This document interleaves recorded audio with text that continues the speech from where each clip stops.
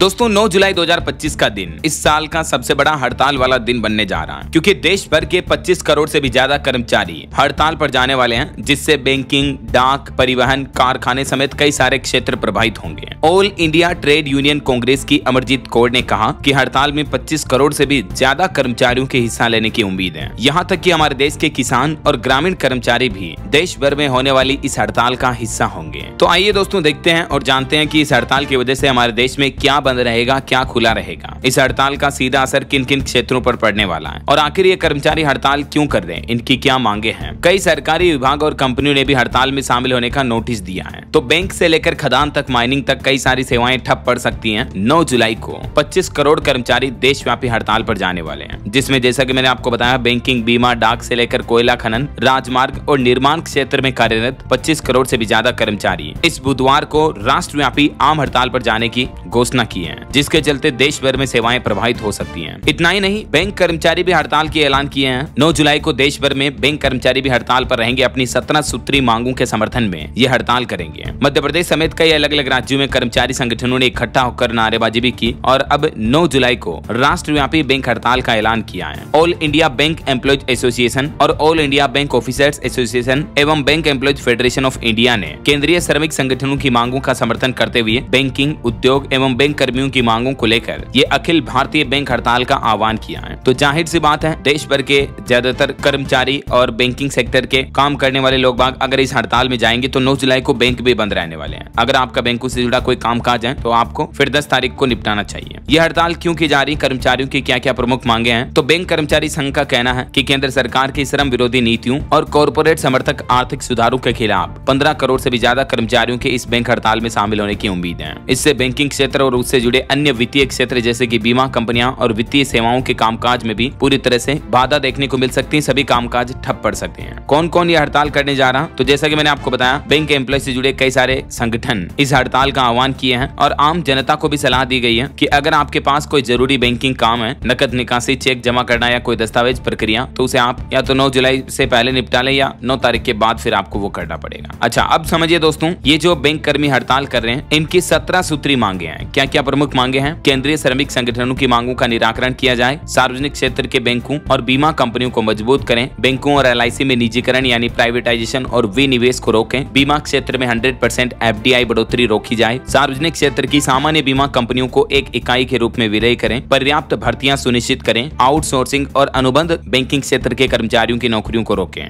NPS यानी new education policy को खत्म करें और OPS यानी पुरानी पेंशन योजना को बहाल करें, कॉर्पोरेट से खराब ऋण वसूलने के लिए कड़े कदम उठाएं, आम ग्राहकों के लिए बैंकों में सेवा शुल्क कम करें, जीवन और स्वास्थ्य बीमा प्रीमियम यानी हेल्थ इंश्योरेंस बीमा प्रीमियम पर GST को वापस लें, प्रतिगामी श्रम संहिताओं को लागू न करें, ट्रेड यूनियन अधिकारों का उल्लंघन न करें, बैंक कर्मियों की लंबित मांगों का निराकरण शीघ्र करें। ठीक है, तो ये तो बैंक कर्मचारियों की कुछ प्रमुख मांगे हैं। इसके अलावा भी कुछ अलग अलग राज्यों में भी 9 तारीख को हड़ताल होने वाली है। जैसे कि उत्तर प्रदेश में 27 लाख बिजली कर्मचारी 9 जुलाई को हड़ताल पर उतरेंगे। यूपी में भी सड़कों पर उतरेंगे 1 लाख कर्मचारी। पूर्वांचल और दक्षिणांचल में निजीकरण यानी बिजली के प्राइवेटाइजेशन का विरोध करेंगे और इस बिजली प्राइवेटाइजेशन का विरोध देश भर में भी देखा जाएगा। उत्तर प्रदेश के अलावा भी कई अलग अलग राज्यों के बिजली कर्मचारी भी यूपी में बिजली निजीकरण के विरोध में इस हड़ताल का समर्थन करेंगे। वहीं दोस्तों, हरियाणा राज्य में रोडवेज कर्मचारियों ने भी 9 जुलाई को राष्ट्रव्यापी हड़ताल बुलाई और चक्का जाम की घोषणा की है। पलवल डिपो में हरियाणा रोडवेज वर्कर्स यूनियन ने सर्व कर्मचारी संघ और C2 हरियाणा के साथ मिलकर बैठक की और इस बैठक में 9 जुलाई को देशव्यापी हड़ताल में शामिल होने का ऐलान किया, जिसमें प्लान है बसों का चक्का जाम किया जाएगा। कर्मचारियों की प्रमुख मांग है कि सरकार कर्मचारी विरोधी लेबर कोड बिल और हिट एंड रन कानून को रद्द करें। वहीं 9 तारीख को बिहार में भी आशा कार्यकर्ताओं ने हड़ताल का ऐलान किया है। नीतीश सरकार के खिलाफ आंदोलन की चेतावनी दी। आशा कार्यकर्ताओं ने अपना मानदेय बढ़ाने और उनको सरकारी कर्मचारी का दर्जा देने की मांग की है। तो 9 जुलाई से स्वास्थ्य सेवाएं भी ठप पड़ सकती हैं प्राथमिक स्वास्थ्य केंद्रों पर। बिहार में आशा कार्यकर्ताओं की ये कुछ प्रमुख मांगे हैं। उनके मासिक मानदेय को बढ़ाकर 21,000 रुपए किया जाए, जो बकाया लंबित मानदेय है उसका जल्द भुगतान किया जाए और आशा कार्यकर्ताओं को सरकारी कर्मचारी का दर्जा दिया जाए। ऐसा तो आशा संघ का कहना है कि अलग अलग जिलों में हजारों आशा कार्यकर्ता कार्य बहिष्कार करेगी और हड़ताल का ऐलान किया है। अब जो देशव्यापी हड़ताल होने जा रही है 25 करोड़ कर्मचारियों की, उस हड़ताल के चलते क्या बंद रहेगा, क्या खुला रहेगा, समझिए आप। बैंक, पोस्ट ऑफिस, शेयर बाजार, 25 करोड़ कर्मचारियों की हड़ताल के दौरान हमारे देश में क्या क्या प्रभाव देखने को मिलेगा। तो देश के 25 करोड़ से भी ज्यादा कामगार जो अगली सुबह बुधवार को देशव्यापी हड़ताल का ऐलान किया है, इसमें अलग अलग क्षेत्रों के कर्मचारी शामिल हो रहे हैं। बैंकिंग, बीमा, डाक सेवाओं से लेकर कोयला खदानों तक काम करने करने वाले कामगार शामिल होंगे। यहाँ तक कि दोस्तों 10 केंद्रीय ट्रेड यूनियन के संयुक्त मंच ने तो इसे भारत बंद का भी नाम दिया। भारत बंद का मतलब तो ये हो गया कि देश भर में ज्यादातर सर्विस बंद रहने वाली है। यूनियनों का कहना है कि सरकार ने मजदूरों की मांगों को नजरअंदाज किया और कॉर्पोरेट हितों को बढ़ावा दिया। यही वजह है कि इस हड़ताल की तैयारी कई महीनों से चल रही है। All India trade union Congress AITUC की अमरजीत कौर ने न्यूज एजेंसी PTI को बताया कि 25 करोड़ से भी ज्यादा मजदूर इस हड़ताल में शामिल होंगे और किसान ग्रामीण मजदूर भी देश भर में इस हड़ताल के समर्थन में विरोध करेंगे। अब समझिए क्या खुला रहेगा और क्या बंद रहेगा। तो सबसे पहला तो यूनियन की हड़ताल के दौरान देश में बैंकिंग, डाक सेवाएं और बीमा सेवाएं प्रभावित रहेगी, जैसे LIC के ऑफिस के कामकाज। और क्योंकि बैंक कर्मचारी भी स्पेशल हड़ताल पर जा रहे हैं तो प्राइवेट और गवर्नमेंट सेक्टर के बैंकों की सेवाएं भी बंद रहेगी। इसके अलावा सरकारी परिवहन भी प्रभावित हो सकते हैं, मतलब रोडवेज वगैरह ये सुविधाएं भी डिस्टर्ब आपको देखने को मिल सकती हैं, क्योंकि परिवहन कर्मचारी भी इस हड़ताल का हिस्सा होंगे। हालांकि शेयर मार्केट खुला रहेगा, सराफा बाजार में ऑनलाइन ट्रेड वगैरह होगा। अब देखिए यूनियन की क्या कुछ प्रमुख मांगे हैं। एक तो कर्मचारियों की सबसे पहली मांग है न्यूनतम मजदूरी 26,000 रुपए हर महीना की जाए। OPS यानी पुरानी पेंशन योजना की बहाली की जाए।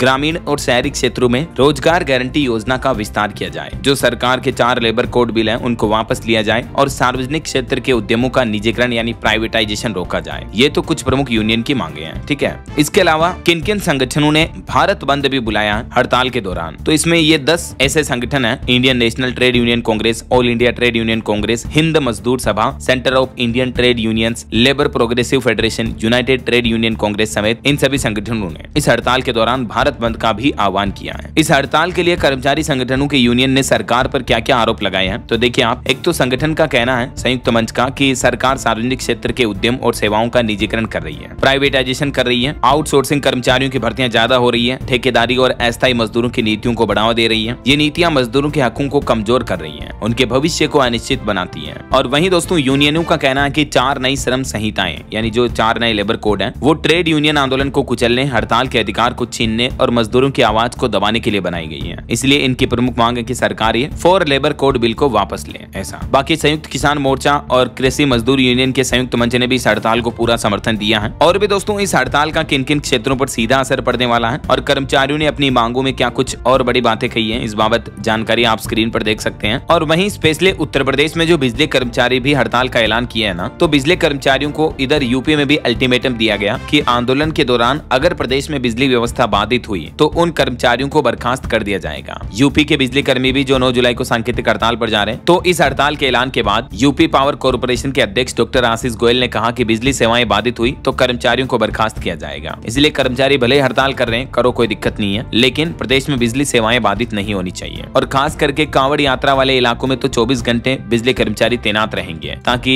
कहीं कोई गड़बड़ आ जाता है, फॉल्ट हो जाता है तो तुरंत बिजली की व्यवस्थाओं को बेहतर किया जा सके, है ना। तो ये दोस्तों 9 जुलाई बुधवार को हड़ताल को लेकर कुछ प्रमुख इंपोर्टेंट जानकारियां और महत्वपूर्ण अपडेट आपको जरूर जानने मिले होंगे। वैसे आप कौन से राज्य में रहते हैं और इस हड़ताल को लेकर आपका क्या कहना है दोस्तों, कमेंट करके बताइएगा मुझे जरूर आपकी राय विचार। और बाकी इस वीडियो को लाइक और शेयर करना, DLS न्यूज चैनल को सब्सक्राइब करके बेल आइकन जरूर दबा देना रोजाना ऐसे इन्फॉर्मेटिव जानकारियां, महत्वपूर्ण समाचार देखते रहने के लिए। ओके, ख्याल रखिएगा अपने आप का, अपने परिवार का। मिलेंगे अगले नेक्स्ट अपडेट में, तब तक के लिए जय हिंद, जय भारत, वंदे मातरम।